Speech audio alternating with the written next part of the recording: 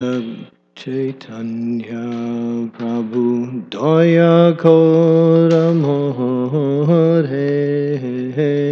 Sri Krishna. Is it there? Okay. Yeah. Can you all see that? You have to get closer. Actually, the seats are the same price anywhere you sit. Come closer.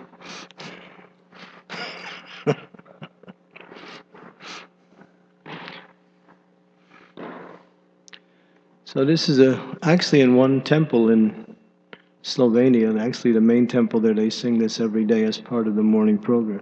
It's a beautiful song. It's really the reason why they do that is because they have Panchatattva deities. So this is really a deep song by Srila Narottam Das Thakur, glorifying the Lord and the Vaishnavas. Sri Krishna Chaitanya Prabhu Daya Gauram Hore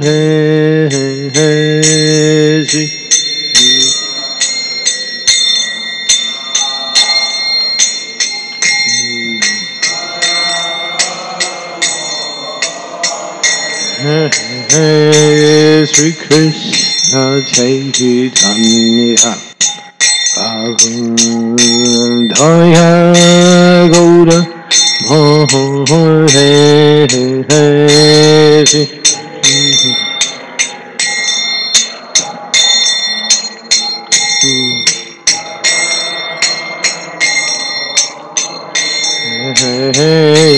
Dhoma Bhina Khedayalu Jagat Samsahare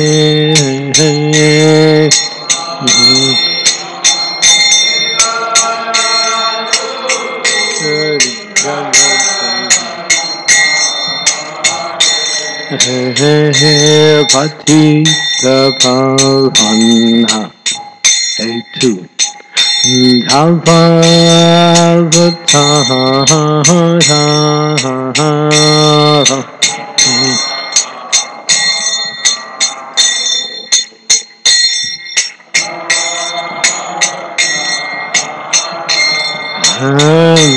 Hosamapantita Prabhu Hapayi Behara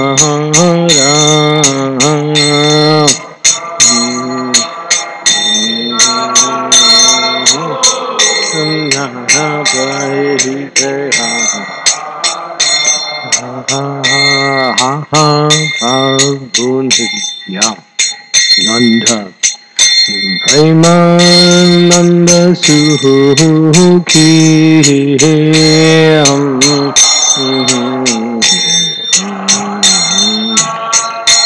Premananda Suki Kripa Bolo Kanha Koro Ami Bhaduki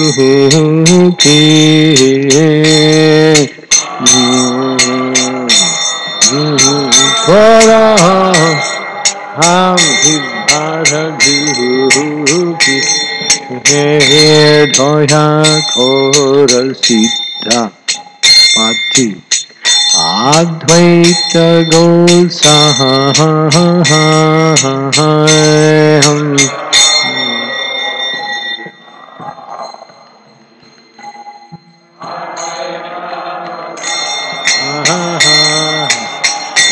Tava Kripa Bole Pahai Chaitanya Nitahang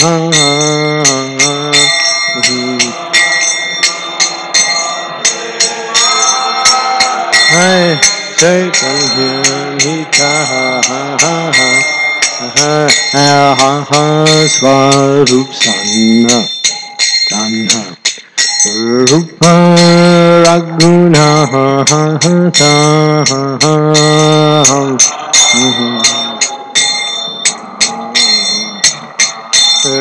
Rupa Raguna Bhatta Juga Shiji Prabhu Lokanata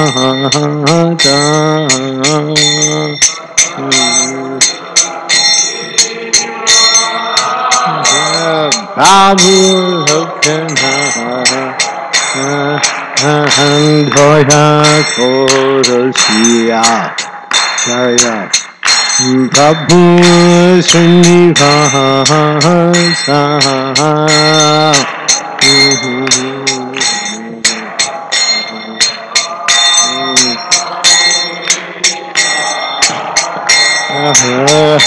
Hamha Chandra Sangha Bhagyahen Harutamudhata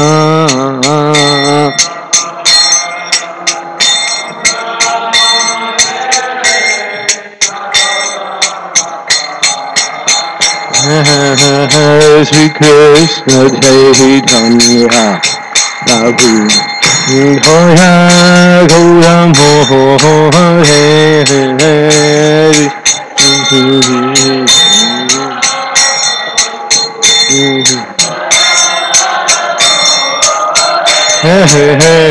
Sri Krishna Chaitanya Prabhu Dhoya Gaura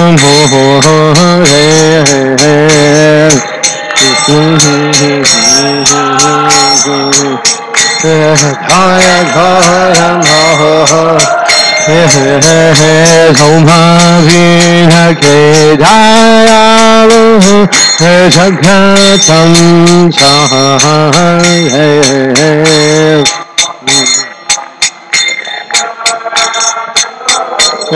Jagatam Hare Krishna Hare Krishna Krishna Krishna Hare Hare Hare Rama Hare Rama Rama Rama Hare Hare Hare Krishna Hare Krishna Krishna Hare Hare Hare Rama Hare Rama Rama Hare Krishna Hare Krishna Krishna Krishna Hare Hare Hare Rama Hare Rama Rama Rama Hare Hare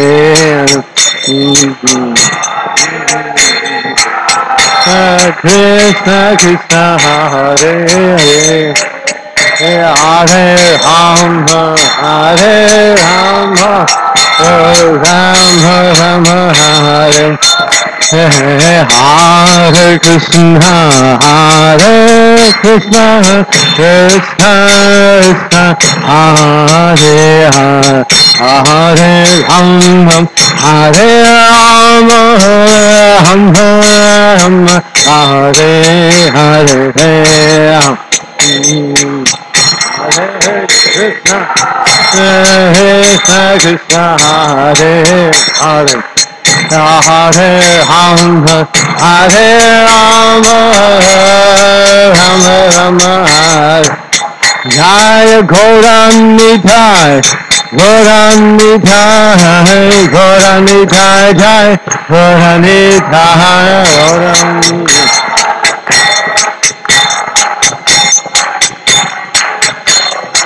Jaya Pancha Tattva Pancha Tattva Pancha Tattva Jaya Pancha Tattva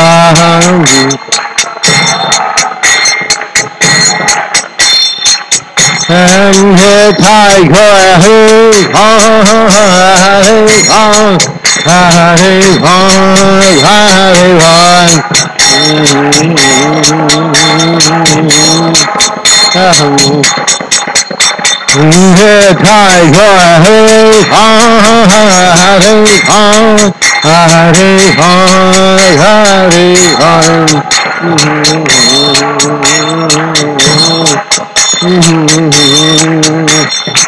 Jaya Jaya Prabhupada, Prabhupada, Prabhupada, Jai Prabhupada.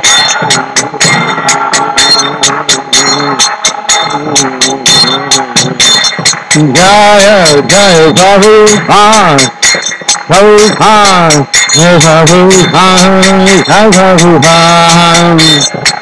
Whoa, ho, ho, Gauranga, hey, Gauranga. Hey, hey, Tiger, Hare, Hare, Hare,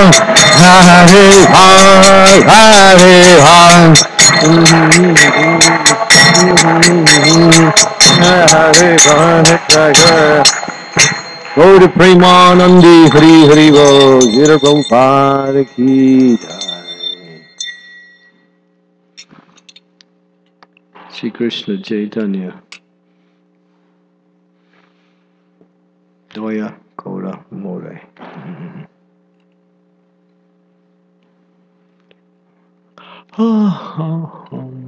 Sorry to wake you up. Did I wake you up? Sorry. It's good to get woken up, right?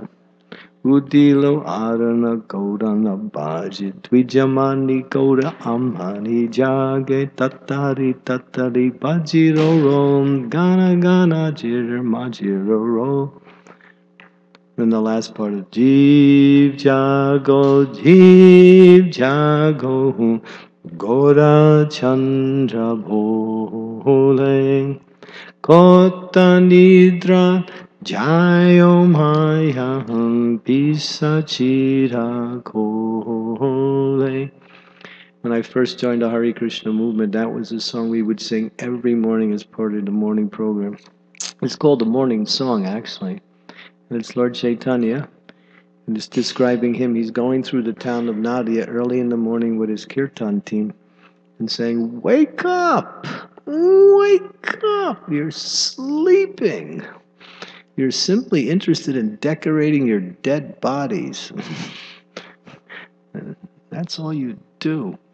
And then he goes on to say, Bhakti Vinod Thakur sings this song, and he says, "You're sleeping. Well, where are you sleeping? On Maya, who's a witch.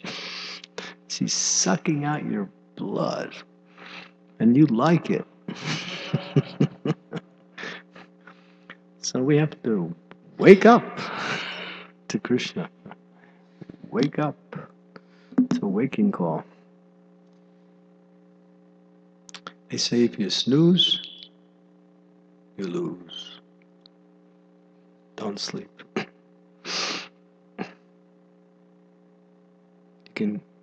Don't forget to eat, but you can forget to sleep. They say all great persons, if you study their life, you found out they slept very little. Sleeping is a kind of intoxication that is, when you're not happy, you just sleep. Void out, right? But when you're happy, you think, man, why should I go to sleep? This is enjoyable. So it's kind of an intoxication, sleep. It's a form of death, actually. When you're sleeping, you're dead. You're breathing, but it's like a subtle form of death. So Prabhupada in 1974, he dropped a bomb on the whole society, really a big bomb. He said, out of the 4 activities of the body, eating, sleeping, mating, and defending, the worst one is oversleeping. Then he explained a little. He said, because that increases the others, eating and mating, like that. So Prabhupada said, sleep, what, 6 hours the most, right? Like that. And if you need a little more, you can sleep 6 hours and 5 minutes.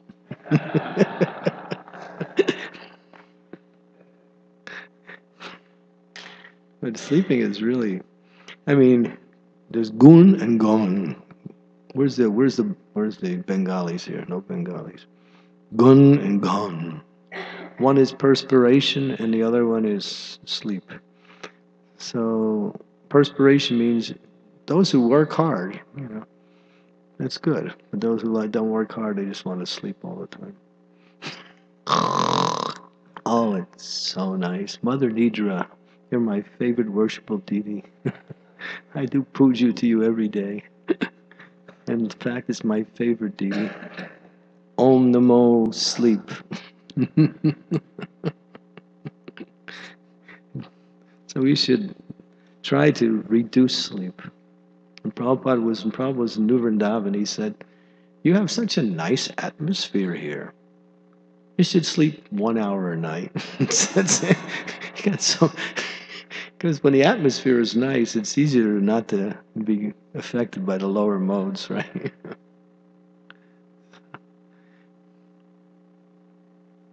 Prabhupada was in the 70s, and he would take rest at between 10:30 and 11 every night, get up at 12. So he slept for about an hour and a half the most, and that wasn't even a full sleep.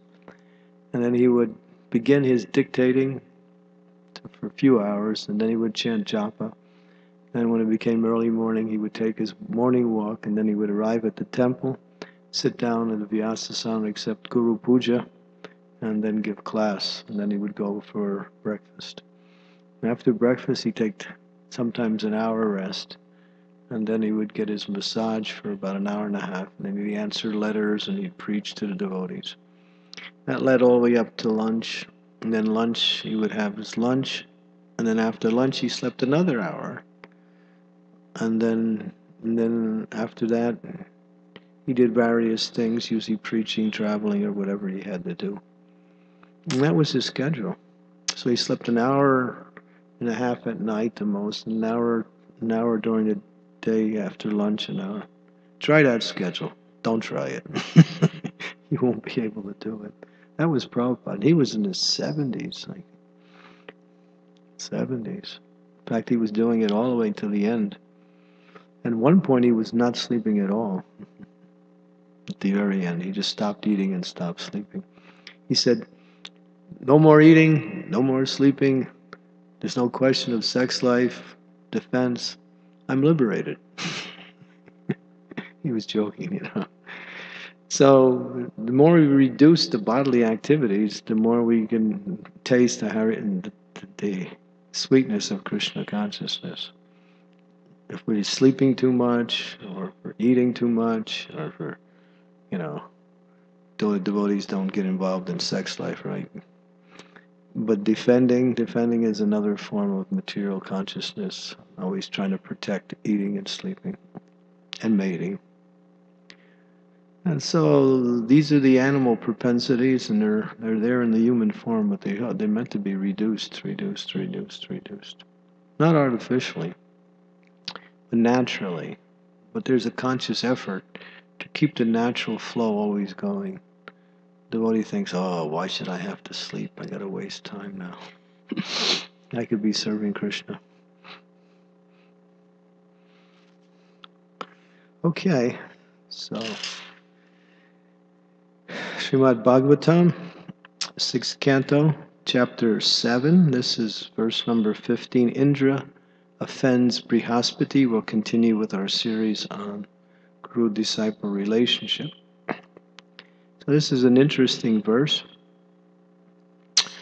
Om Namo Bhagavate Vasudevaya.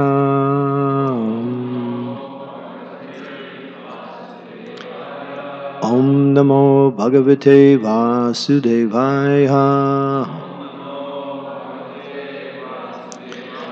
Om Namo Bhagavate Vasudevaya.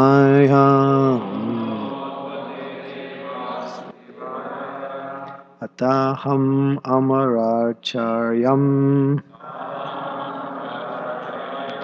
Agadadishanam Dvijam Prasadayashe Nistata Shrishna Tach Charanam Sprinsan Ataham amararcharyam agadadishanam dvija prasadayishe nishtata Shrishnatats charanam sprishan. Chant.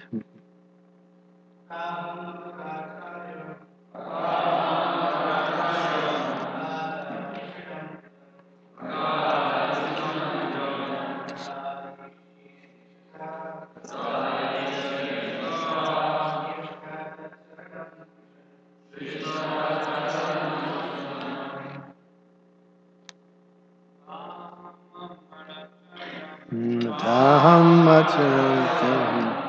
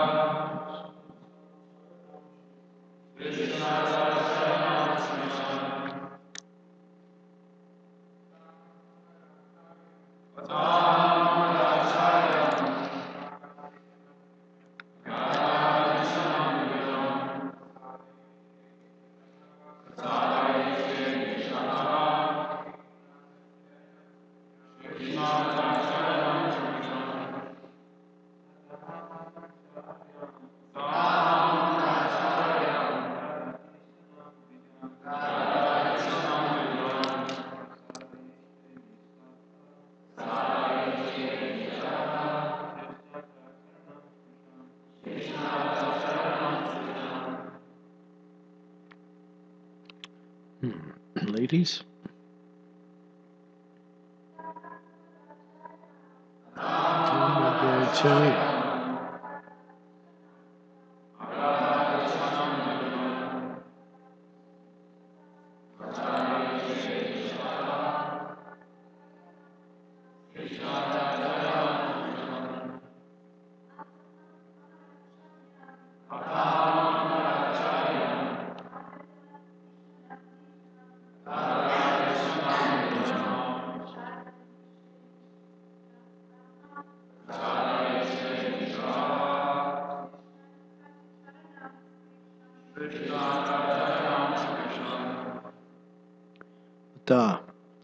Therefore, aham, I, Amara Archayam, the spiritual master of the demigods, Agada Nishdishanam, with spiritual knowledge in deep,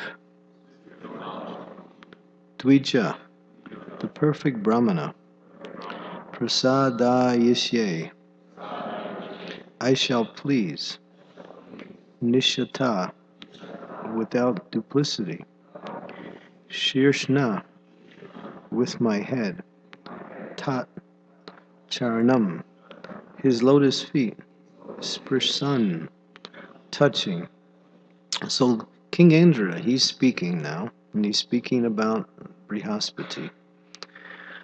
King Indra said, therefore, with great frankness and without duplicity, I shall now bow my head at the lotus feet of Brihaspati, the spiritual master of the demigods, because he is in the mode of goodness.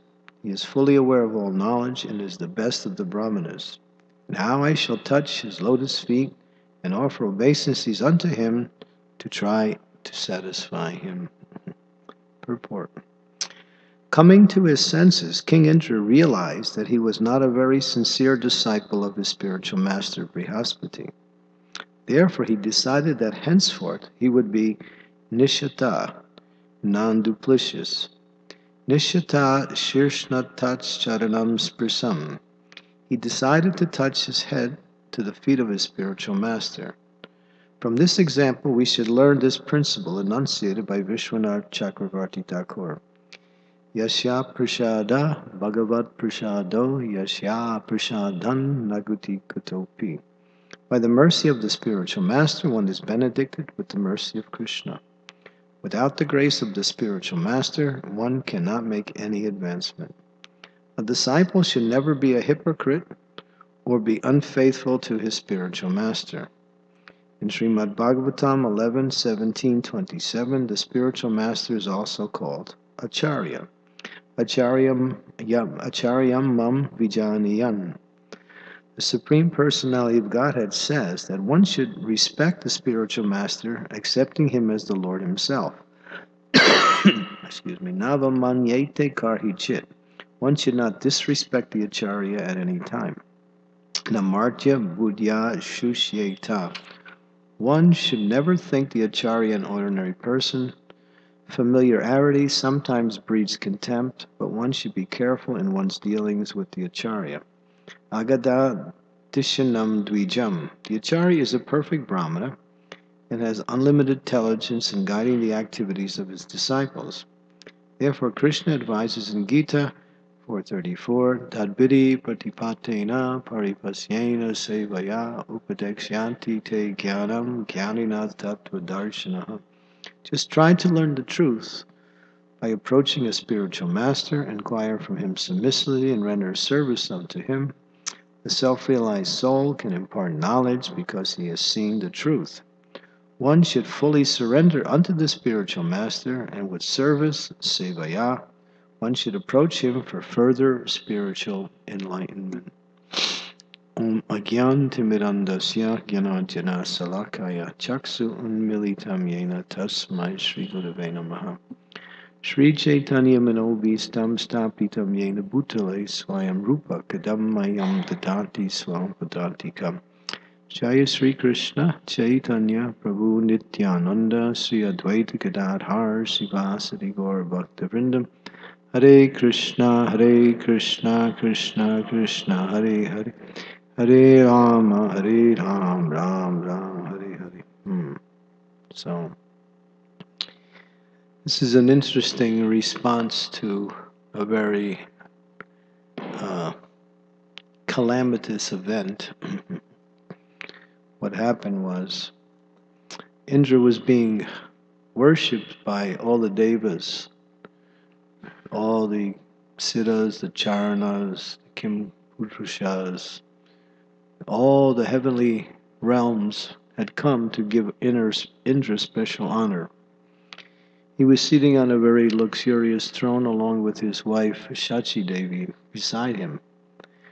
Beautiful umbrella was held over his head. He was being fanned by his devotees, and they were singing his glories.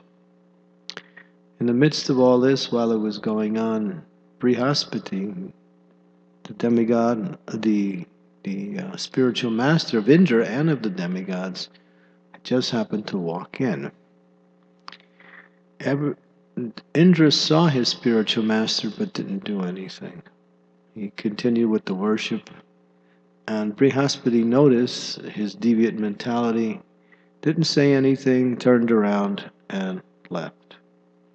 As soon as that happened, Indra came to his senses. Oh, Brihaspati came and I didn't even honor or welcome him. I'm so much engrossed in my own glorification. I didn't properly respect and honor my spiritual master. And so he became repentant. And he realized he committed a grave offense. So now he's responding to that offense by this verse here. He's going to make an effort to somehow or other, he says with great frankness and without duplicity, I should offer my head to his lotus feet, and aware that he is the best of all brahmanas, I should touch his feet and try to satisfy him. But the problem was, Brihaspati disappeared, and no one could find him, including Indra. He became invisible. So there was a great anxiety within the heavenly realm, and this led to demigods losing all their potency, and the demons took advantage of that and attacked and defeated the demigods quite badly. They ran to Brahma for help. But here, we see that it was an offense by neglect. It says that one may be very qualified, and one can develop great qualities, and maybe one even has great qualities to start with, and becomes even greater when one engages in devotional service. Maybe very expert, maybe even very knowledgeable of Shastra. But in the presence of the spiritual master, one should never present themselves as being anything other but a complete fool. That is the mood of a disciple. Here, because a disciple never tries to present themselves as being advanced or great. And that way, one can always take advantage of the mercy of the spiritual master. So in this verse, there are 5 elements, maybe you noted them in the purport, which are disqualifications for a disciple. So we should be very careful to avoid one or all of these 5. One is duplicitousness. Second is hypocrisy. Third is unfaithfulness. Fourth is disrespect. And the last one is familiarity. Now, as we go through the purport, we'll see all 5 of these are mentioned in different ways. So what is duplicitousness? Duplicitousness means to present yourself in a way that is not correct. In other words, there's an agenda or a motivation.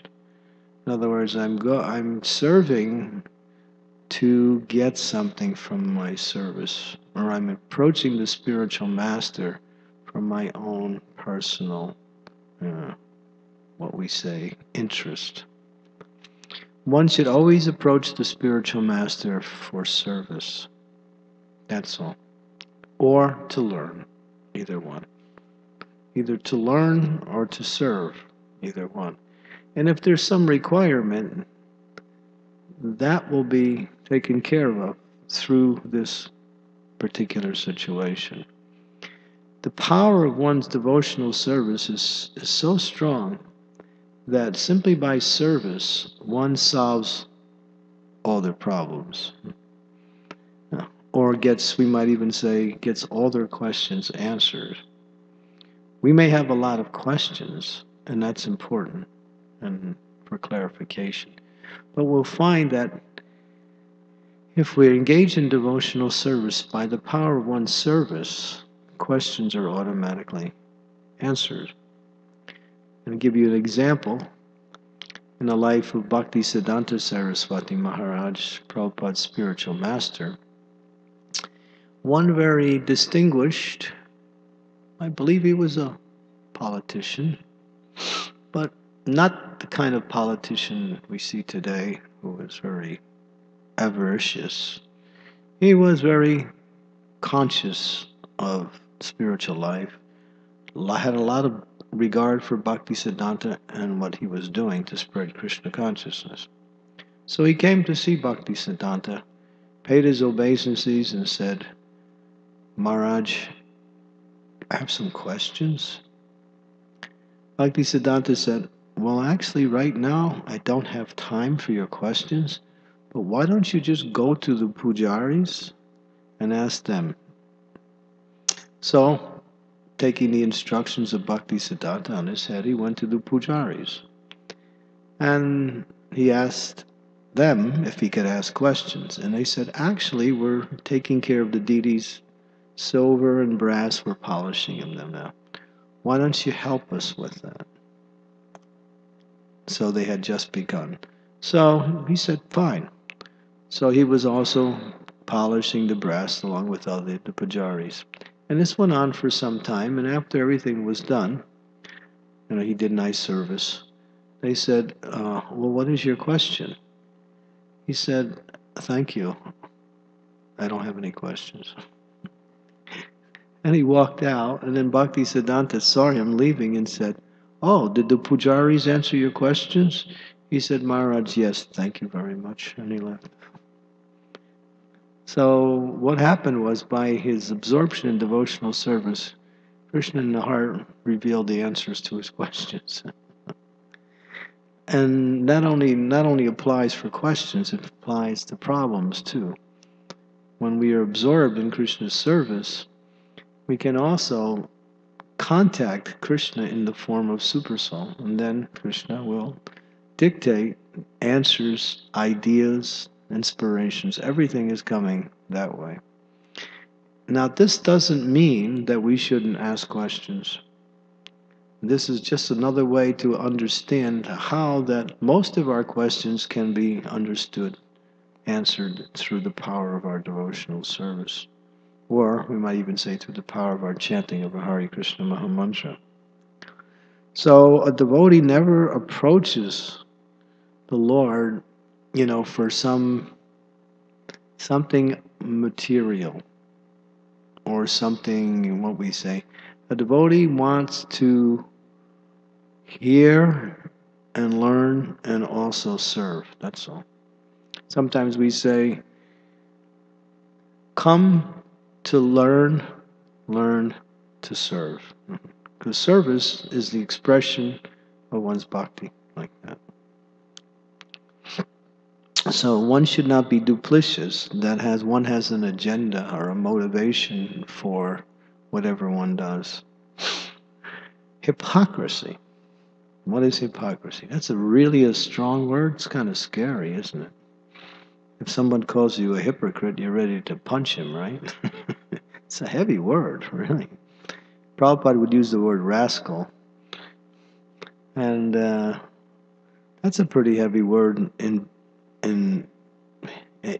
Vedic culture. But in Western culture, when we talk of rascal, we think of a person who is mischievous, right? Like a little kid who's doing all kinds of naughty things. So, but the word hypocrisy, when it says Kali Yuga is the age of quarrel and hypocrisy. So what is hypocrisy? It means that one is presenting themselves before the spiritual master in such a way as to somehow or other get the favor of the spiritual master, get something from the spiritual master, or in other words, it's like I got 25 skeletons in the closet, but I'm presenting myself to you in this way. In other words, not revealing one's heart and mind in order to purify one's existence. In other words, hypocrite means you present yourself completely different than who you are, like that. I mean, Lord Chaitanya, we mentioned this yesterday, when he went before the Mayavadi sannyasis, he told them, my spiritual master told me I can't study Vedanta. I'm not qualified. He told me, you're a fool, just chant Hare Krishna. That's all you can do. The scriptures are too difficult for you. Of course, Lord Chaitanya was saying that just to show, the power of the chanting of the Hare Krishna mantra. And he's also acting very humbly in front of these Mayavadis, Familiarity, who were actually so proud because they had so much scriptural knowledge. Yeah. So a hypocrite, we all know what a hypocrite is. You can start to think in your mind when you think of somebody who's a hypocrite. They say and act one way, but it's not them. It's just their show, right? It's just a show. And it's not a show for the sake of the show. It's a show to get something. They're after something, some material gain from that show, like that. So that's considered one of the other disqualifications of a disciple. The third is unfaithfulness. I don't have any faith in the words of my spiritual master, or I have little faith in the words of my spiritual master. Or I have to see if I like the words of my spiritual master before I can actually execute the instructions. That's a kind of unfaithfulness. That should never be there in the life of the disciple, because that principle should have been rectified before one have taken the spiritual master. When one accepts the spiritual master, there's no question of no faith after that. That means one is going backwards. So that means one never had the faith in the first place. You know, we have to be careful of what we call the initial exhilaration of spiritual life, which kind of makes one feel joyful. But then again, when you settle down to the practical reality of the day-to-day life, we have to realize that's the main part of our life, the nitty-gritty, the day-to-day services that we have to do. So one should not somehow or other be enamored by momentary pleasures and think that this is the whole essence of the relationship. Relationship really means to surrender one's life in devotional service. And that is, most of the day we're doing that. That is called our service. So unfaithfulness, disrespect the spiritual master. Now there's different ways to disrespect the spiritual master.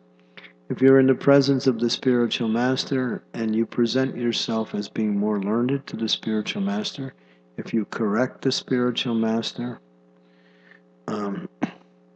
that's also, if you argue with the spiritual master, these are all forms of disrespect. Even if you're right, you don't argue, because as soon as you argue, you become wrong. That's the relationship, right? Am I wrong about that? Because the spiritual master's more or less trying to teach you something as far as obedience, submission, and humility, which is more important than being right and wrong. But Guru Maharaj, you don't understand me. Yes, I do. That's why you should shut up.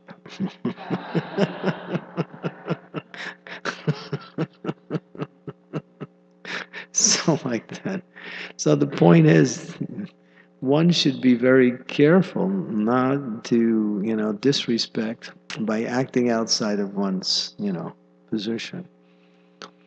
And just like, here's an example. You may be standing next to your spiritual master, and someone will ask a question to your spiritual master, and he seems to hesitate or doesn't know it, and then you answer it. That's another form of disrespect. If he turns to you and says, "Do you know the answer?" you can do that. But if you think, "Well, I'll just give the answer," or if you're giving a class and your spiritual master walks in, you should automatically get up, welcome him, and ask him to sit down and give the class. That's the etiquette like that.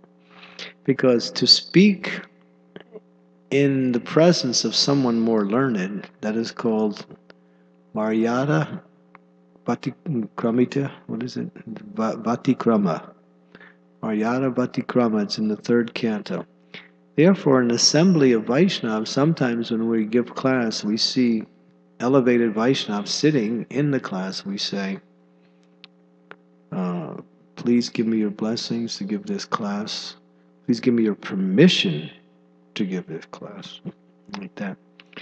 So that's done amongst God brothers a lot. We see that. When God brothers are together, if they're there with other senior God brothers, they always acknowledge the other person's presence and sometimes permission to give the talk like that. Because that is a breach of etiquette, to speak in the presence of someone who's more learned. But do we do that when we get the blessings and the permission of the person who's more learned? Like that. So that's important to understand like that. See, this is what happened to Indra. He was being honored, and his spiritual master walked in. But because he was so enamored by his own honor, he didn't acknowledge the presence of his spiritual master. And then Brihaspati immediately noted it and just turned around and left without saying a word. So disrespect can come in different forms like that. And then the last word is familiarity. Sometimes the spiritual master will be very familiar with the disciple, but the disciple shouldn't respond in the same way. Because if you get familiar, you lose respect.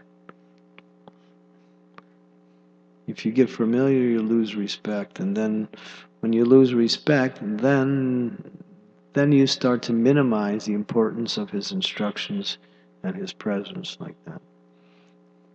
So familiarity is there. Prabhupada mentions familiarity sometimes breeds contempt like that. That's why a lot of times spiritual masters don't spend too much time with their disciples, because if they spend too much time with certain disciples, those disciples get familiar and lose respect. So they keep that respect, they keep moving. Depends on the disciples like that. So generally, these are the 5 main disqualifications of the faith. We might say unfaithfulness may be what we say extended to disobedience. Disobeying the spiritual master's instructions is one of the offenses to the holy name. That's the 3rd offense. But the acharyas discuss this in the more finer aspect, that even minimizing the instructions, oh, this instruction is important and this instruction is not so important. If one thinks like that, then one should get a clarification before they put the instructions into the categories.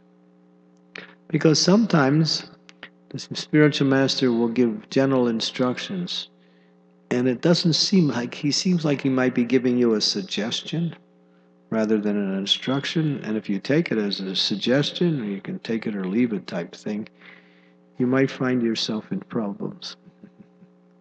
Depending on the spiritual master will do that differently with the different disciples.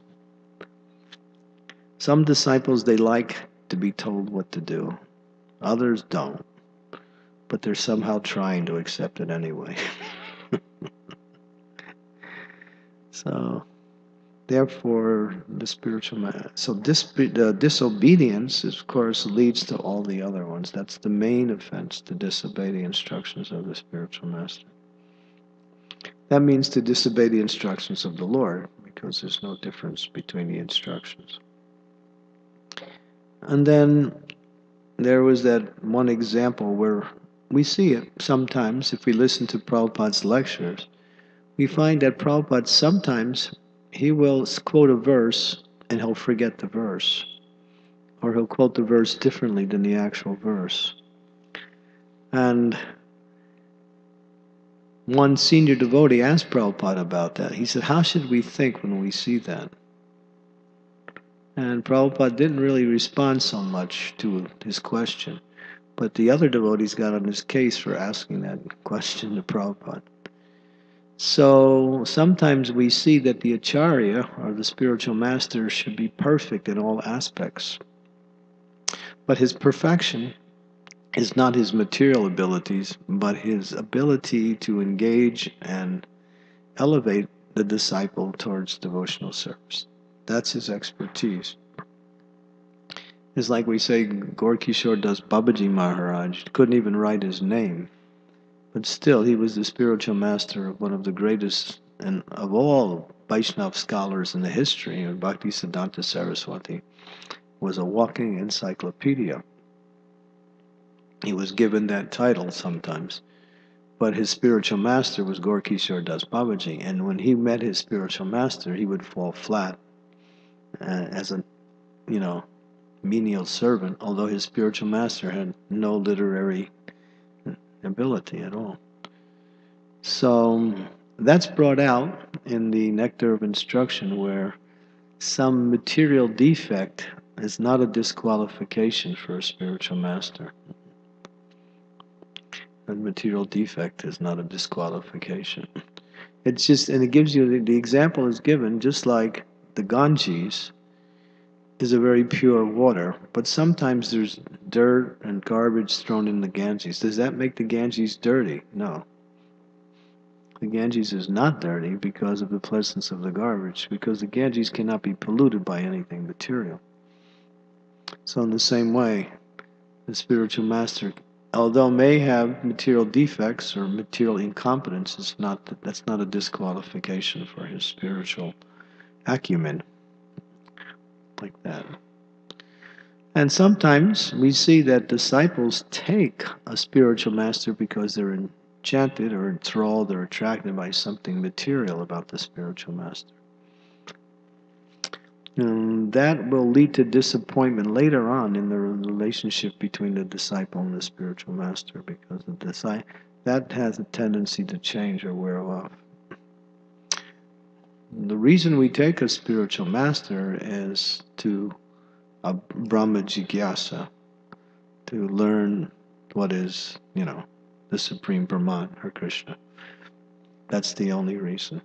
And how to get there through the process of devotional service. So these are duplicitousness, hypocrisy, unfaithfulness, disrespect, familiarity, and of course disobedience. These are the things that should be very carefully avoided in the relationship with the spiritual master. Any questions? Yes, Nityananda Pran. I'm very grateful to you for doing this seminar. I'm very grateful to you for suggesting I do it. And I'm very grateful that you came up with the idea for a seminar. In the beginning of class, Maharaj, you were talking about a disciple should always present himself to the spiritual master as if he were a fool. But don't act foolish. Exactly. Otherwise, the guru would have a bunch of foolish disciples and he has to get into every detail of what to do, what not to do. So as a fool would mean, I'm seeking for clarification, would mean I may have an idea or I may think of something as the right thing to do, but when I present it to my spiritual master, what he says has a different connotation perhaps, because he's looking at things from a spiritual point of view that I don't have access to. Is that the mood in which we... It can be. Yeah, your good material idea may not be either good for your own spiritual life and maybe cause some pride, or just that's not really what he wants you to do. Or he may not want you to do it at this time when you suggest it. So you can present it in a humble way. And humble means I'm willing to hear his opinion. Not willing to hear, I'm willing to accept his opinion. And then you go on like that. And if he likes it, wonderful. If, Prabhupada was inspired when devotees come up with intelligent ideas on how to spread Krishna consciousness. So that, we don't say you shouldn't use your intelligence, but your intelligence has to be coupled with submissiveness to the authority. Like that. Does that answer your question? Thank you. Okay. So another hand in the back. What's your name? Siddhartha. Yes, Hare Krishna. Maharaj, you said a disciple should not be, the word you used is familiar. Yeah. Should not get too familiar with a guru. Let me read it in the purport here. It says here, just so you understand what it is. Familiarity breeds contempt, but one should be very careful in one's dealings with the Acharya. That's Prabhupada's statement. So, we hear there are multiple kinds of gurus. This instruction I can relate to very well if you're talking about someone in your position, someone who is a Diksha guru. But day to day we interact with so many gurus. It can be a temple president or a mentor or a temple commander or whoever. And some of them are really very senior to an individual. but they behave with us in a friendly way, and sometimes in our temple the mode is that we also behave with them in a friendly way. Friendly is one thing, familiar is different. Okay. Friendly, if you can keep your respect, then that's fine. As soon as you lose respect, that can be done with familiarity. Okay, Maharaj. You know the difference between friendliness and familiarity? No.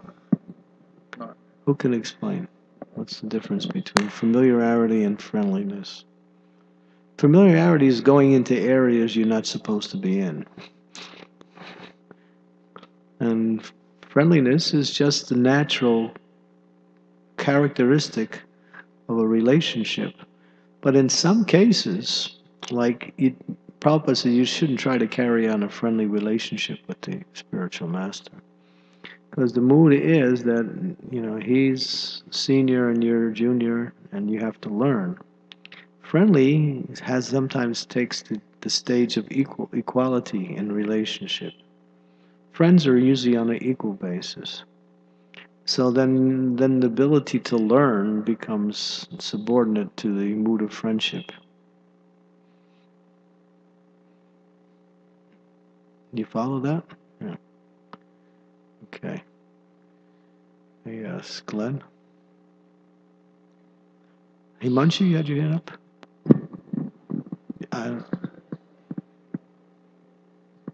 So, you want to go next? It's clear? Okay. Thank you, Maharaj, for a wonderful class. In our questions, and how service answers our questions, is very helpful.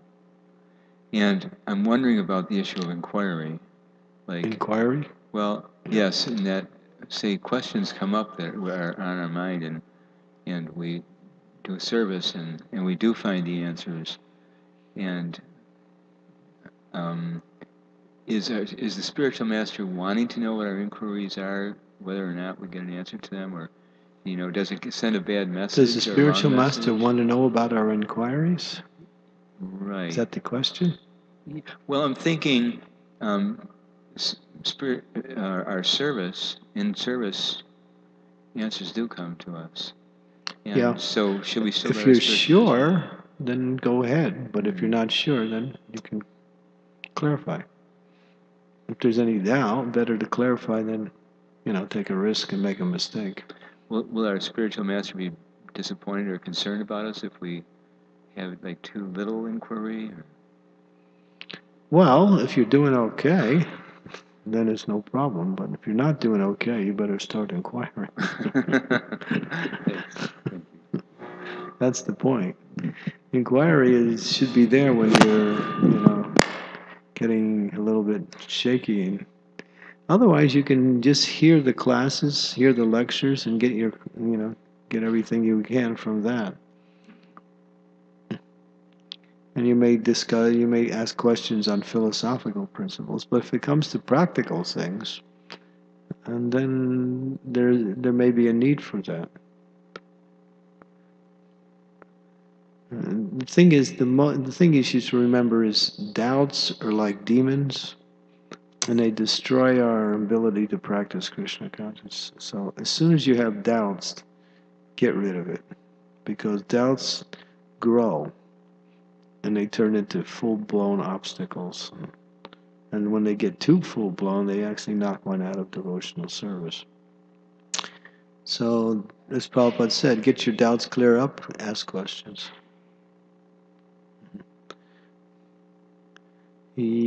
Let's see, Sri Devi, and then after that, Arka, and then after that, Linda. Okay. Maharaj, I come across this situation very often, so I'm just asking this.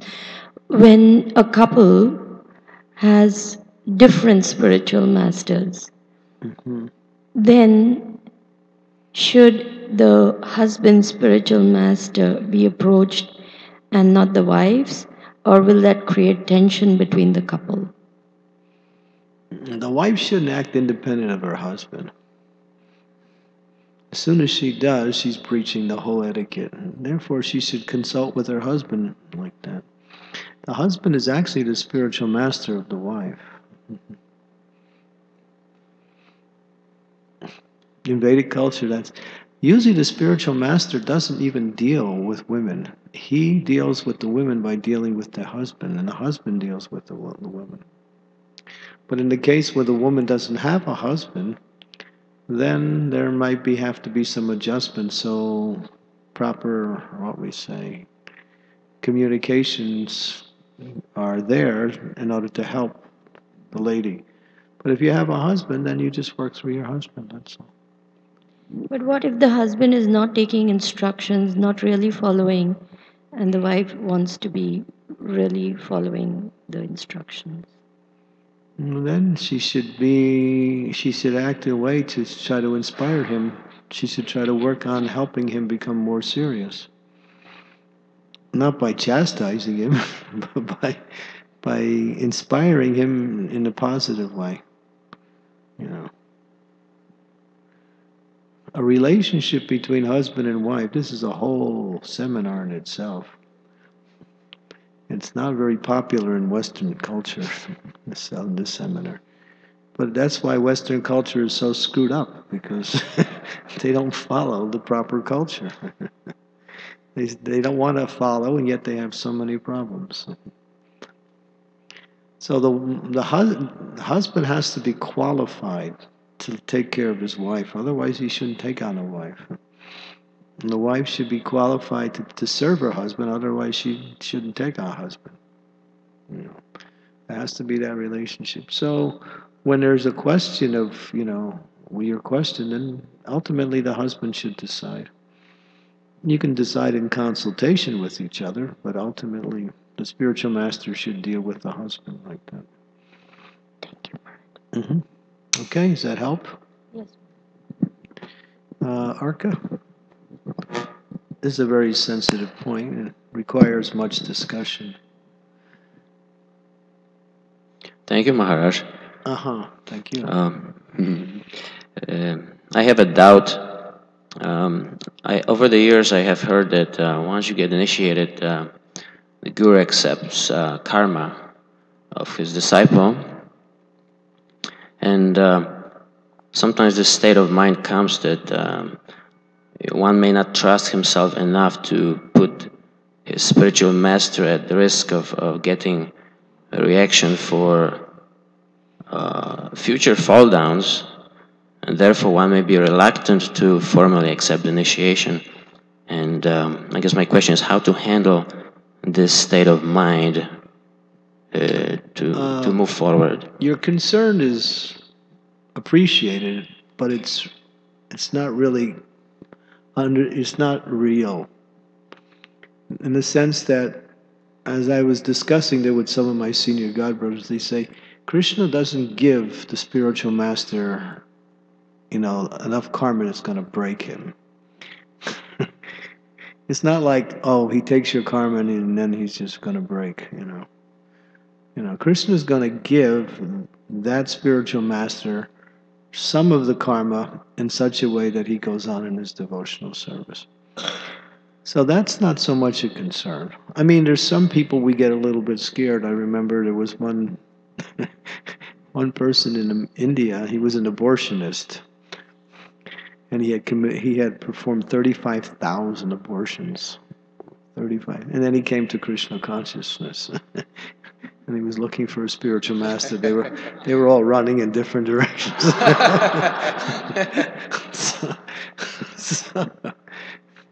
He was a nice guy, a really nice person. I don't know if he ever got initiated or not. But that's an extreme case. But in general, I asked this also to one senior God brother, probably Krishna, and he said that Krishna was not going to give you more. He's not going to give you enough. He's not going to break you. Now, what breaks you is if you take on too many disciples, because that's an injunction by Lord Chaitanya. It's written in the purport in the 4th canto. Lord Chaitanya, and Prabhupada explains it. Lord Chaitanya says that one should not accept too many disciples because that could cause the spiritual master to go down. So what is too many? That's another question. But you know, when you have a good disciple, it gives strength to the spiritual master. And when you have a weak disciple, it pulls away from the spiritual master. So it's the duty of the spiritual master to make this disciple strong, because he also benefits by strong disciples. They also help him in his spiritual life too. Like that. So the best thing you can do for your spiritual master is be serious. Don't break the principles. Like that. And follow very strictly. Be a sincere disciple. And then the spiritual master can have many disciples if they're all like that. There's no problem.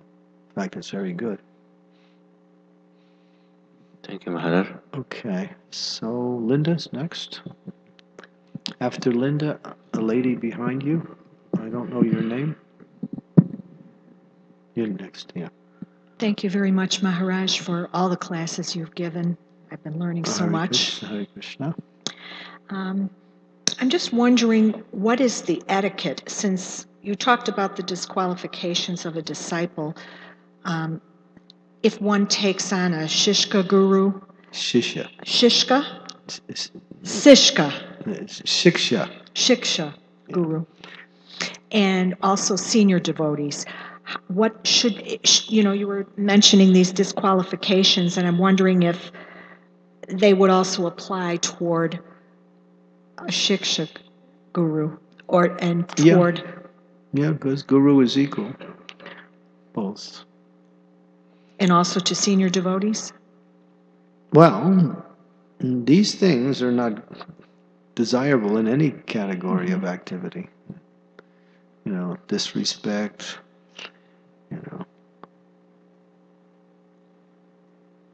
Well, I was looking toward familiarity, just how Familiarity is like, if you have a friend, you may have a relationship, but you may be very careful not to go too deep in their personal life, because maybe you're bridging that friendship by going too deep. It depends on the friend. Give you an example. Prabhupada would speak strongly about those who try to, hear and are interested in Radha Krishna's more intimate pastimes. He says, they're prying into his personal life. And he uses the example, if someone has a wife and if somebody comes up and, what's it like with your wife and you?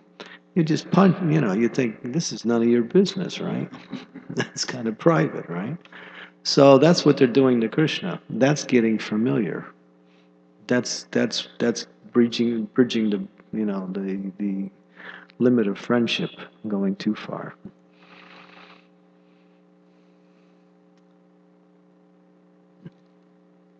Okay?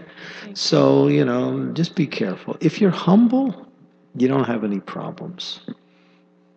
Even if you make a little mistake. But if you're not careful and you act, what we say, passionately, without regard or respect for others, so the devotee has respect for everybody. But that respect is shown in different ways according to the relationship.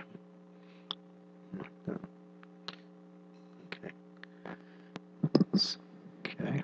Thank you, Maharaj, for the class. Hare Krishna. Hare Krishna. My question was in regards to, I'm comparing what you said on marriage to something that Bhaktitirtha Swami said in a seminar. This was a different time, I said.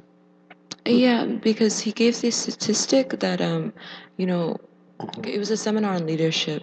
And so leadership not only in our management in ISKCON, but also in the level of relationships. Who's the leader, like that. And one of the things that came up was in ISKCON, we have a divorce rate that's very high, higher than American society.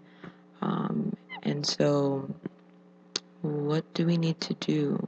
I mean, to get on track, because we know the philosophy is perfect, but somehow or another it's not being executed in a way. So I know there must be misunderstandings in application or We some lack misconception. training. That's the problem. We lack training. We're coming out of a very dysfunctional society, and we're trying to make a relationship out of that without the proper training. So when the training is there, then we know how to function within the relationship like that. But Prabhupada would also say, even if there's some discord or disharmony within the marriage, it's not a cause for divorce. One should try to work it out like that. So it's because of lack of training, we don't know how to play our roles within the relationship. The woman has her role, the man has his role. If each play their roles properly, both benefit individually and within the family. But the roles sometimes gets upside down. People play the wrong roles, or they don't know exactly how to relate to each other.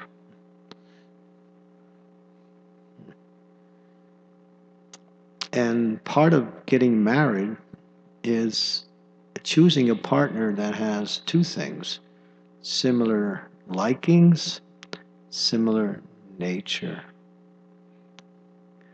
Because if you get married with someone who has a different nature, you're starting off on a bad, it's going to be some rough roads. So people get married, why? Because of physical attraction, and that wears off. After 2 years, 2 to 3 years, they say it wears off. So taste and character. Taste means you like the same things. Character means your natures are similar, like that. And then the third factor is age. There should be a balance of age. The woman should be 5 years younger. Women mature faster than men. That is true, because of their bodily constitution. Like a boy of 16 and a girl of 16 is like a mother, like a woman to a kid. Boys don't grow up so fast. Girls have to grow up because of their nature. That's generally. Is that a protest question? No. I'm favoring the ladies now, but that's true. That is actually true. That's why a woman is younger than the man. Like that. She should be at least 5 years younger, generally. Okay. His Holiness Bhaktividya Purna Maharaj. Oh, he's the expert in this category. He once said that women, they go from girls to women. Yeah. And in the case of males, they go from boys to punks to men. So it takes a little longer. Well, sometimes that punk era is quite long.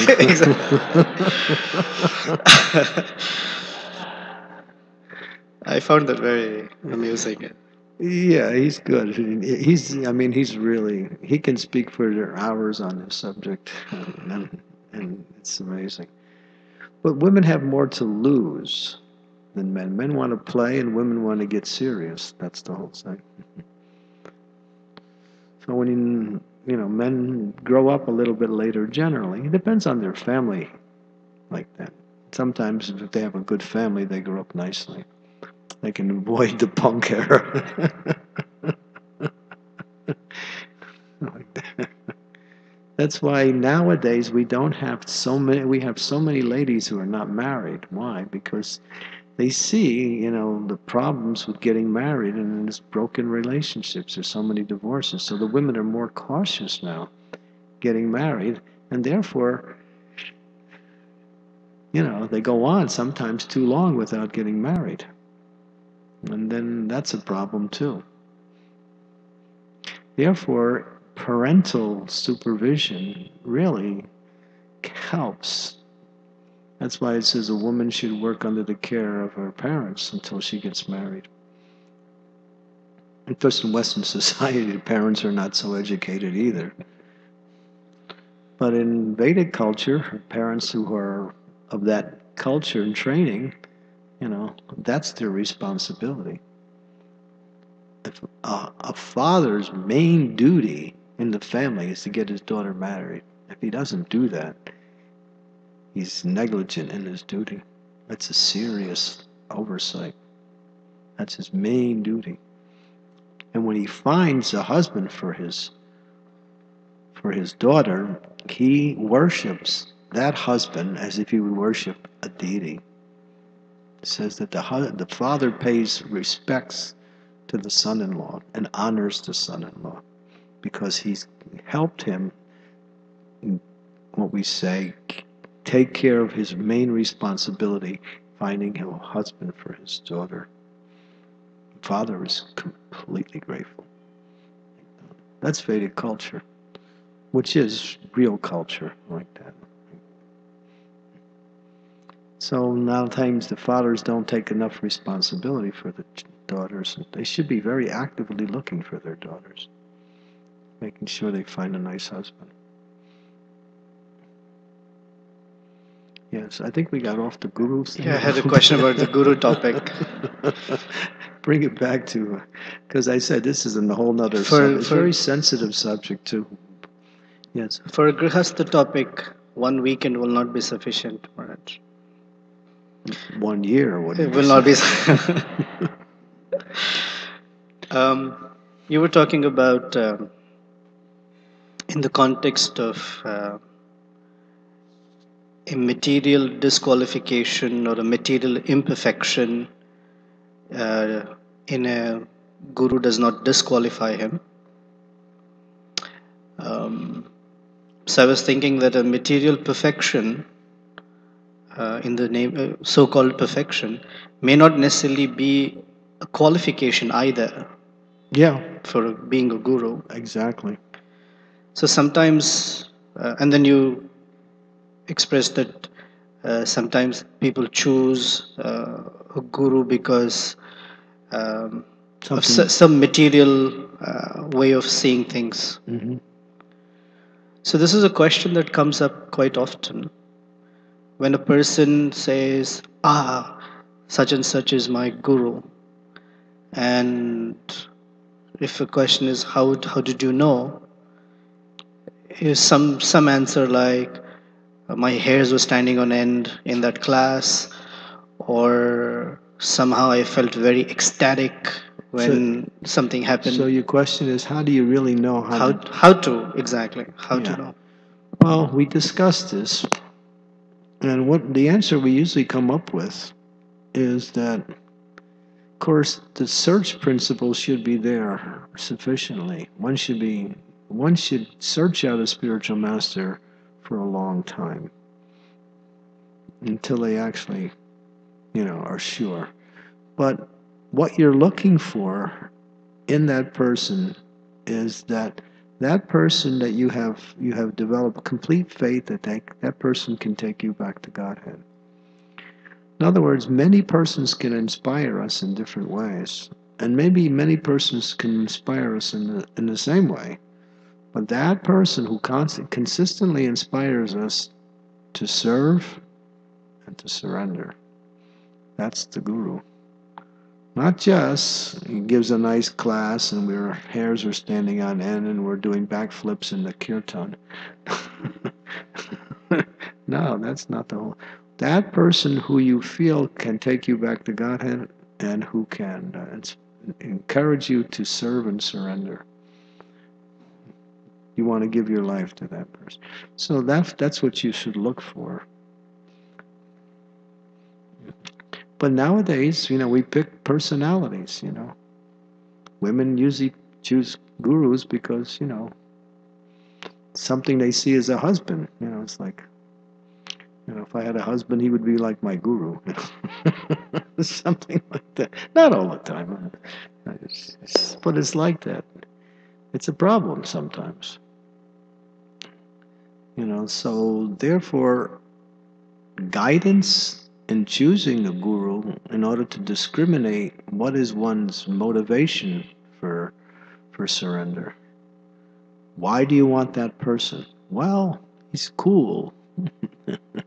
He dances nicely. He talks nicely. He got a lot of money. We speak the same language. Right? Same culture like that. These are all external. They're all, and sometimes they're detrimental to the actual mood of surrender.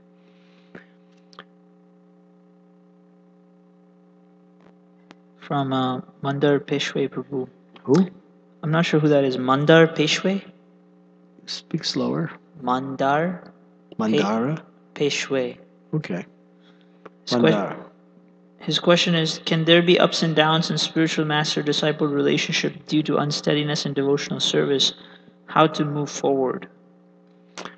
Well, there shouldn't be ups and downs. One should know. I mean, nowadays, what we're doing is we're having educational seminars on how to practice, being a disciple. So learn what it means to be a disciple, and there won't be any ups and downs. I mean, it'll just be in one direction.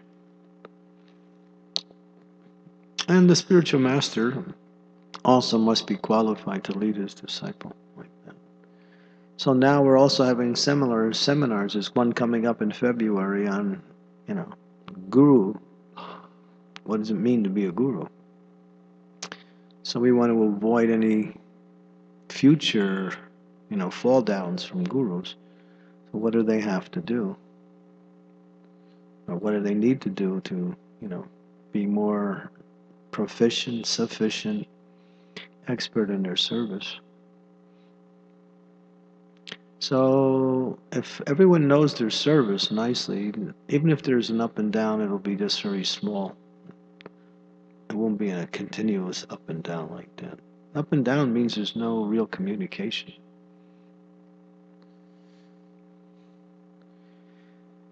You see, we do have a certain dynamic in this society because of the way it's structured, is that the guru is not in the same place as the disciple sometimes.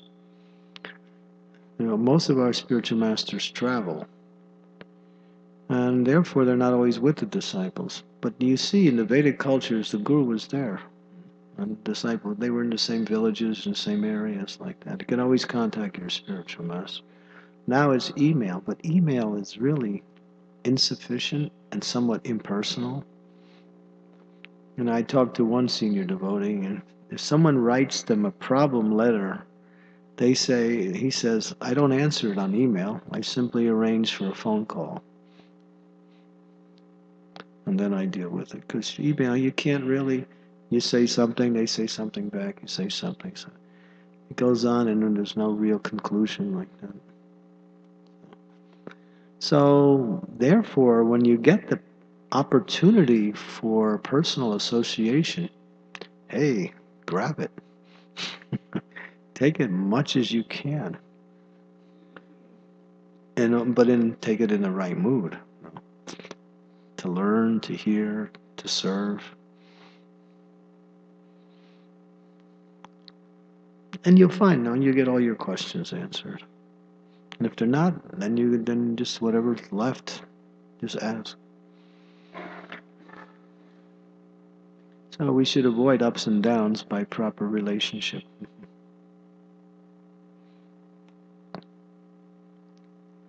Yeah. Mark, you're next after Chaitanya Nitai. This is kind of in relation to the question Nityananda Prabhu was making. What should you do if you find someone that's that constant inspiration for you, but they're not actually a initiating spiritual master, but that's the person that you, in your heart, feel is your spiritual master? That's happened before in ISKCON. I've noticed that some people are actually waiting for that person to get, you know, in that position.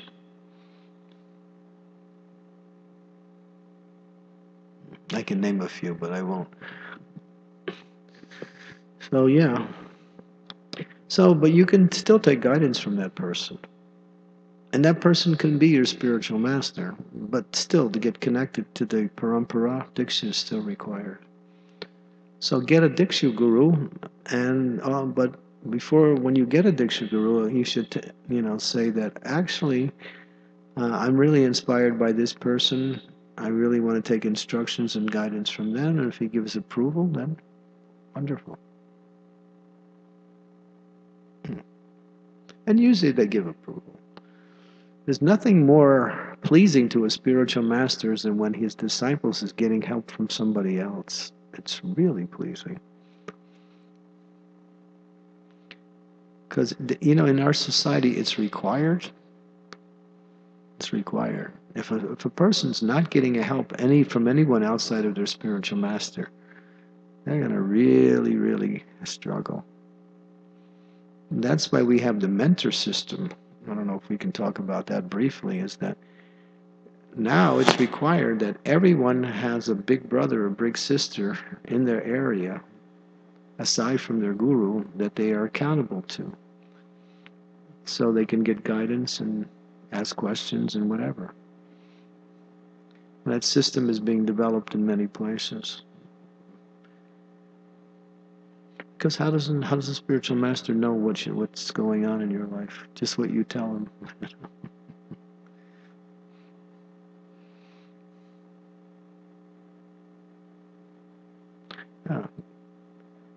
Well, actually, Mark has a question, and then after Mark, Nanda.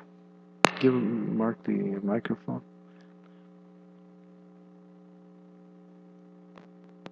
Okay, thank you, Maharaj.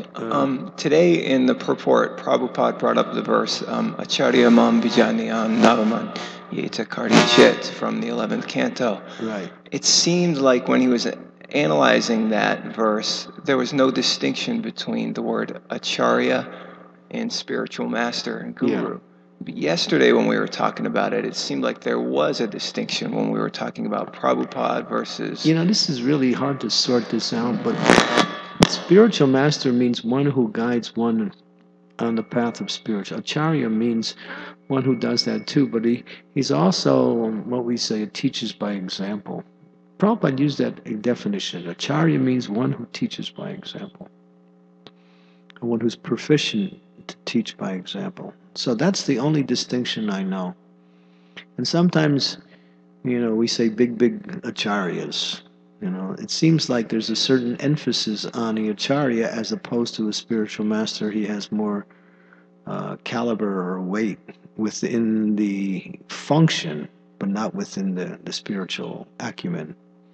That's what it seems like. It seems like it's a more functional thing. So, but I'm not clear on that. That's just basically my understanding. So, yeah. Yeah, sure, please.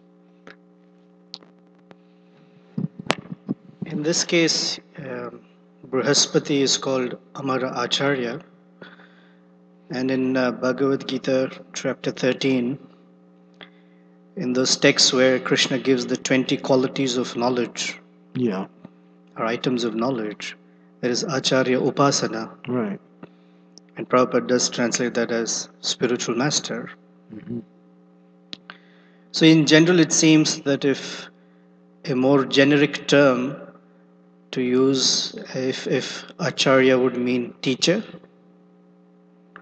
that from anyone who we are learning about spiritual life, Krishna says, Acharya Mam Vijaniyam, in that sense that it is that medium through which a person comes to know me as Krishna, and that you shouldn't see as different or one should respect equally as.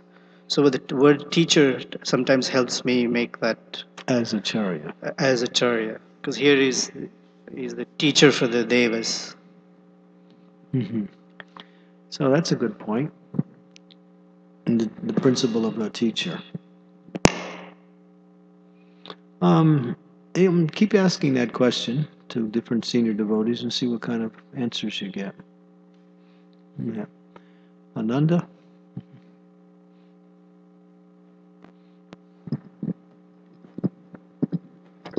I have a question about the Sri Guru Vandana prayer. 10 years back, we got a new edition of Vaishnava songbook, and their translation is quite different. For example, first line goes, the spiritual master, the lotus feet of the spiritual master is the best way to obtain Krishna's mercy, and goes on like that, many different. And Dravida Prabhu, he pointed out those differences to us, and we was just wondering when we're going to adopt that. It was done by Dravida? Right. He did the changes? Well, he pointed out those changes to us. He approved of the changes. Yeah. And we were just wondering how we are to, or when we are to adopt a new, more accurate translation of the song. Well, when the Bhagavad Gita was, redone according to what it was said as Prabhupada's intentions in the translations were not what was actually written down. I spoke with Jayadvaita Maharaj, and he says, if you know the essence, it's not so much the wording that is so important, but it's the essence. Even when Prabhupada would quote a verse, when he would quote, not the Sanskrit has to be exact. When he would quote the translation, he would quote the essence of the meaning of it, what he was the verse was saying, and not so much verbatim the actual words. So the idea is to get the understanding of what it actually means. Like many religious... words have connotations, But then there's the denotative and the connotative. The denotative is, the exact meaning, and the connotative of what's... In spiritual life, we use connotations a lot. What is the idea that's being transmitted through these words? Like in Christianity, they say that Jesus is the only way, and then we also say the lotus feet of the spiritual master is the only way. So, yeah, but they're wrong also. It's then when they say Jesus is the only way, and we say the lotus feet of the spiritual master is the only way, we're saying the same thing, because what we're saying is Jesus is in the role of the spiritual teacher, is saying that there's no other way to the Supreme except through the spiritual teacher. That's the only way. Right. But actually, it's the best way according to new translation. It's the best way. That's how it's translated now. Well, obviously you have to ask the question, well, what other ways are there? Are there other ways to the Supreme? Obviously there are, but not completely. There are other ways that take you closer to the Supreme, but not the spiritual master is the best way, because he takes you all the way. You can get it. You can get it through other persons who can also teach you and guide you, who are not in the role of a spiritual master.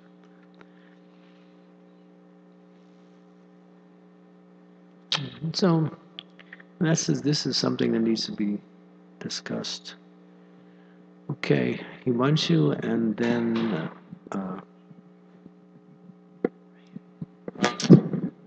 Hare Krishna Maharaj. Two online questions. The first one is from Maria. Mataji wants to know, Maharaj, we are to reveal our heart and mind to purify the self. If one finds it hard to do, how does one overcome this? And are there topics to avoid? Or to reveal our mind and heart to purify ourselves. Well, you have to be careful how to do that. It's not just dumping garbage, It's revealing your mind in a certain way. Do you present it in such a way that you pose a question that you need to have answered in relationship to what's concerned in your mind, like that. So there's a way to reveal your mind, not just revealing your mind. And revealing your mind needs to be done in accordance with an individual who can assist. In other words, and that person has to have certain qualifications. 1, they're trustworthy. 2, they're competent. 3, they can help you. So yeah, what the purification is you're getting rid of the blocks in your spiritual life, and you're able to move forward. That's where the purification will come, not simply by revealing the mind, but acting on what you get once you reveal your mind. There's where the purification comes.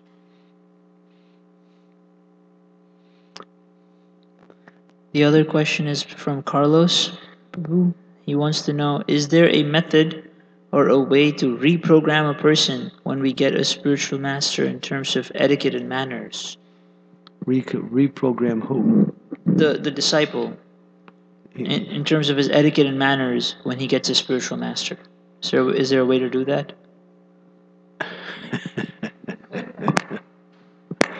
The whole process is a reprogramming affair, right? Is there anybody here who hasn't been reprogrammed yet? It's an ongoing thing. So reprogramming, no, over this way. Prabhu there. Yeah. Reprogram is you're chanting Hare Krishna, you're getting reprogrammed. You're reading the books, you're getting reprogrammed. You're eating prasadam, you're getting reprogrammed. You're associating with devotees, you're getting your programs changing. All these things are purifications, which are reprogramizations. That's what's happening. You're getting purified. You can call it reprogramming or purification. Right? If you want to just be the same person, but be different in the way you express your sameness, that's not reprogramming. I want to be a better materialist. That's not reprogramming. That's just turning up, the same channel. Change the channel. Okay, so yes. Haribo. How are you? How's your health? It's fine. You're okay now? Yeah. Recovered? Yeah. Amazing.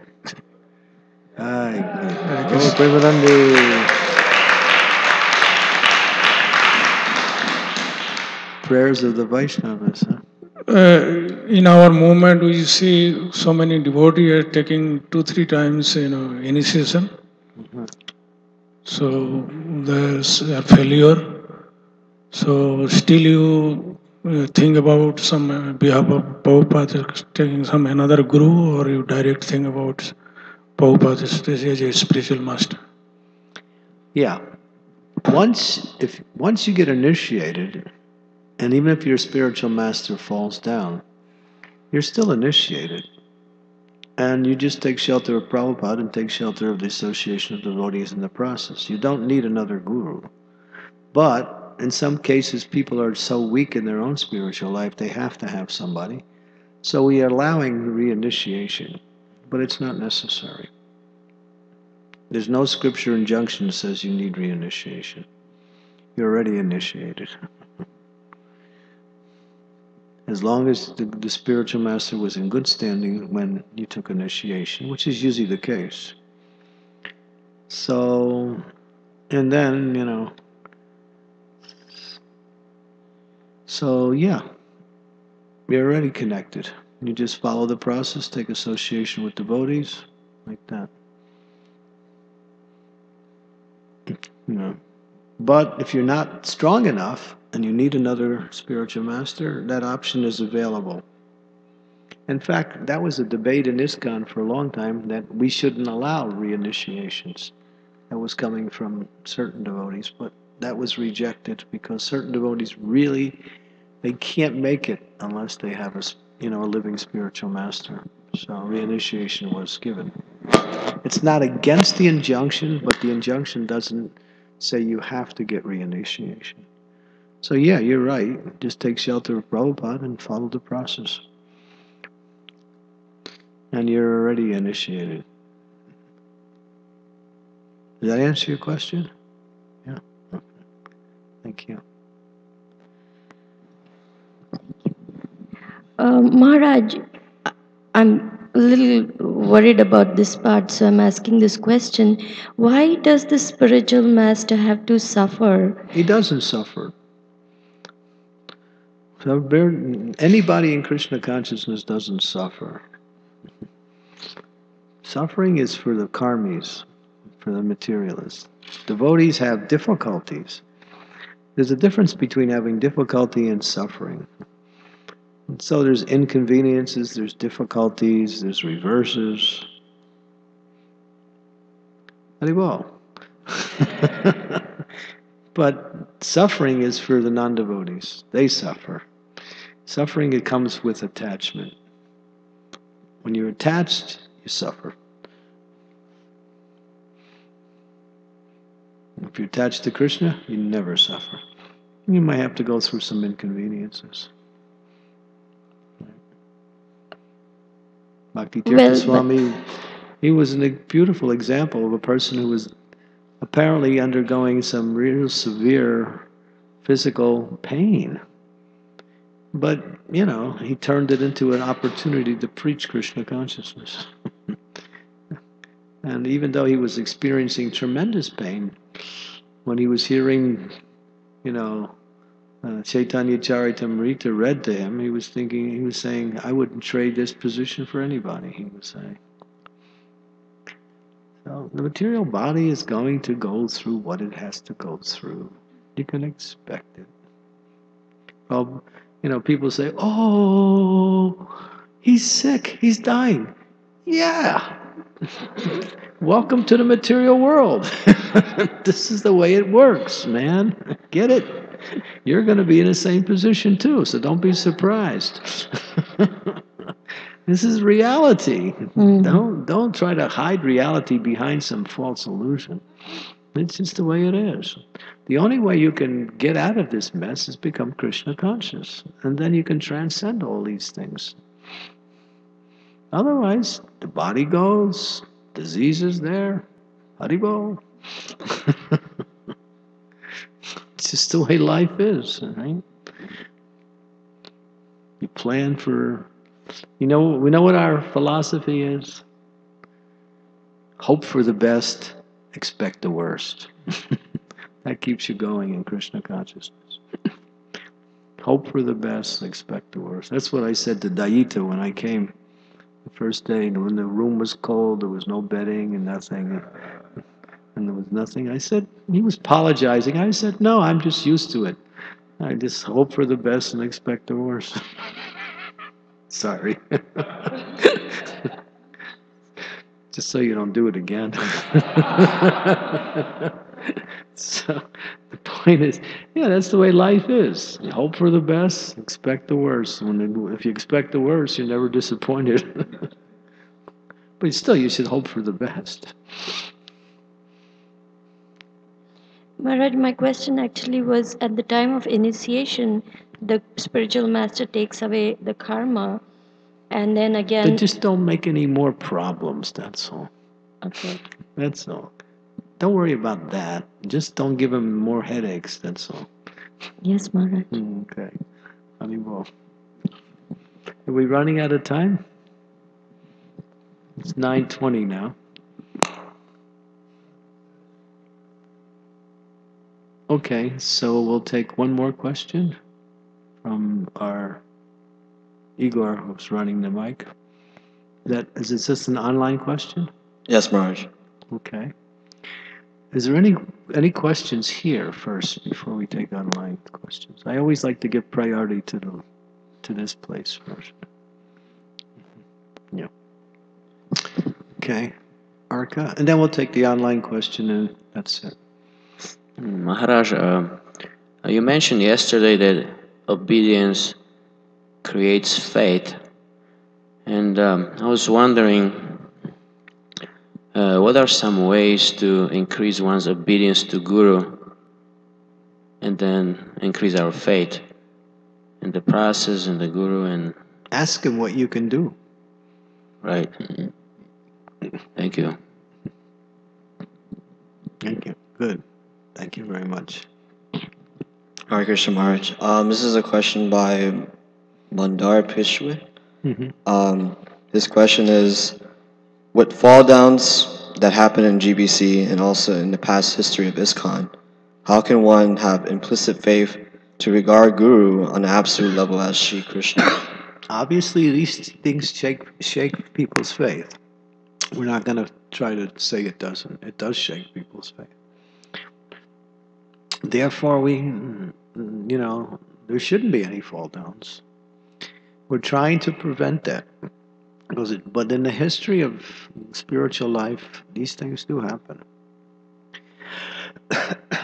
Then you have to somehow or other go on without your faith being destroyed. Obviously, your faith is going to be shaken. It's obvious. So, therefore, it's up to the society to try to do whatever they can to prevent that. That means give the protection to the devotees so they don't fall down. It's like fall down sometimes are due to isolation or not proper association. There's one panacea if you're having problems. If you're having problems, just associate with devotees, especially senior devotees. And don't try to do anything. Just be in the association. Just try to hear, try to serve. If you do that, you'll find your faith grows again. So we're not going to say that these things are okay. They're not okay. And every time someone does fall down, it really shakes the whole society. And it gives our critics more fuel for their criticisms. And they just step up their criticisms when these things happen. So we want to create more and more atmosphere where these things can be prevented. And so there's no excuse except that these things do happen. But go on. Don't throw the baby out with the bathwater. In other words, just because a guru falls down doesn't mean all gurus are bad.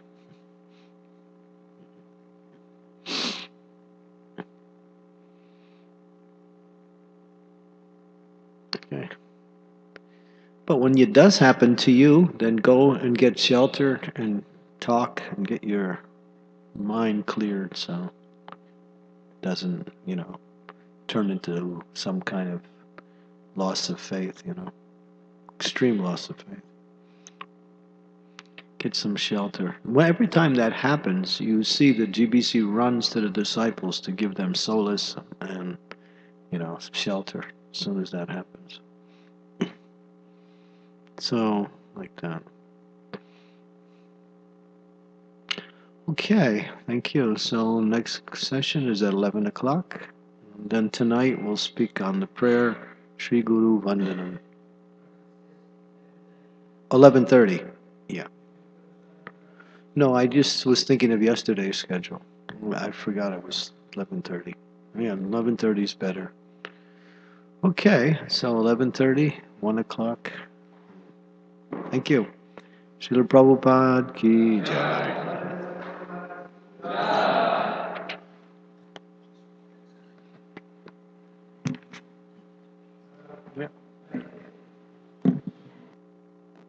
Announce what help you need for what?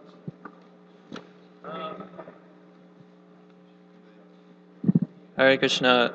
After breakfast, we're going to be cutting vegetables for the Sunday feast. So anyone who's available, please come downstairs. After breakfast, we have vegetable cut up downstairs. please come. Hare Krishna.